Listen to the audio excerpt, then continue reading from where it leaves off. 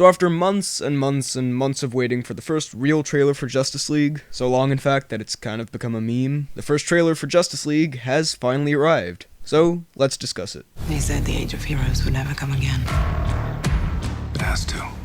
So real quick, in case you don't know my stance on the DCEU movies so far, I'll do a quick recap. Not terrible, but not very good. Not terrible, but not very good. Not terrible, but not very good. Which is why I've kind of been cautious about Justice League, which is weird, because this should be my most anticipated film, maybe of all time. The Justice League cartoon is what I grew up with, and what got me into superheroes at all in the first place. But the track record so far has kind of put me off. So, does this trailer help with that? Kind of. There is undoubtedly a lot I liked in this trailer, and there's still some stuff that I'm kind of concerned about. Firstly, I want to say, this cast looks really great. I already really enjoyed Ben Affleck as Bruce Wayne in BVS and Suicide Squad, and he looks like he's still really bringing it here. I know some people aren't going to like the fact that Batman's less dark and more quippy here, but personally, I kind of like it. Again, my favorite version of Batman is the cartoon one from the Justice League show, and that Batman is both dark and gritty, but also makes a quip here and there. You didn't think I'd come here without reinforcements, did you? Wish I'd thought of that.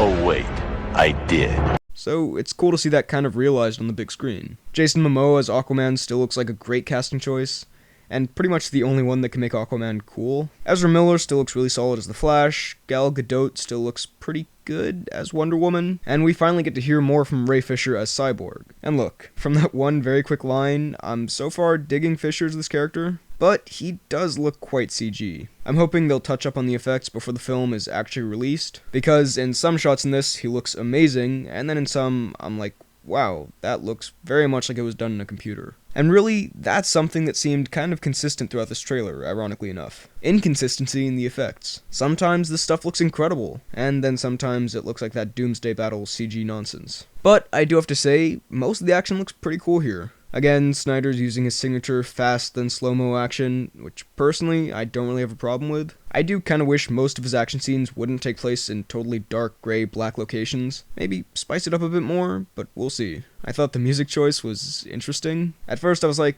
is that the Beatles? And then as the trailer went on, I was like, yeah, that is the Beatles. Cool choice, although I'm now kind of cautious of any DC film that uses some classic music in the trailer. We got some surprise appearances from some actors, at least a surprise to me, because I'd kind of forgotten they were in this. Amber Heard as Mara looks pretty cool. I really wasn't expecting Billy Crudup in this, but I guess he's Barry Allen's dad locked away, which that whole backstory is known to anyone who watches the Flash TV show. And there's J.K. Simmons as Jim Gordon, which is just an awesome casting choice. Now, a concern of mine in this is that a lot of this film looks like it's in two parts, and that's kind of what Snyder's done before. First half is more slow and thoughtful with some action sprinkled in, and then second half is just pure action, which hasn't really sat well with a lot of people, including myself. And it looks like this film is going to follow that. First half is the League getting together, and then second half is just them fighting a giant CG parademon army. Hopefully there's more to this that's being saved for the film, but again, I've learned from these DC trailers. The trailers can look great by cutting up some fantastic visuals and cool one-liners, but the trailer doesn't show the movie's pacing, or story, or editing, or plot holes. And those have been the biggest problems for the DCEU so far. So, if I was a complete outsider seeing this trailer, I think, that looks super cool and super fun. I can't wait to see it.